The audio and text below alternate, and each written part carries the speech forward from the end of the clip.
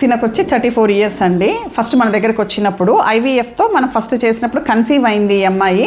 కాకపోతే 9 వారాలకు కదా నీకు అప్పుడు అబార్షన్ అయింది, 9 వీక్స్ అప్పుడు అబార్షన్ అయిందనమాట. ఆ తర్వాత 1 ఇయర్కి మళ్ళీ వచ్చారు వీళ్ళు. 1 ఇయర్ తర్వాత వచ్చినప్పుడు మనం కొంచెం డైట్ చేంజ్ చేస్తే అది కొంచెం చెప్పి పంపించామన్నమాట. తర్వాత ఐయుఐ చేసాము ఈ అమ్మాయికి. ఐయుఐ చేస్తే ఐయుఐలోనే నిలబడింది.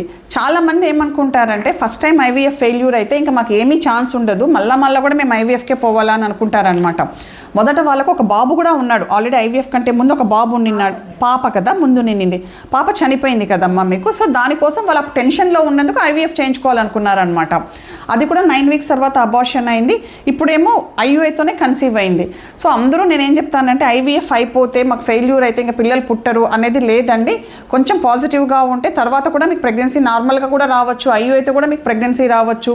సో ఐవీఎఫ్ ఫెయిల్యూర్ అయినంత మాత్రం డిప్రెస్ అవ్వాల్సిన అవసరం లేదు, అంతే కదా. ఫస్ట్ ఐవీఎఫ్తో నువ్వు బాధపడి నిలబడలేదు నాకు అనేసి, కానీ తర్వాత ఐయుఐతోనే నిలబడింది కదా నీకు. చక్కగా ఇప్పుడు పాప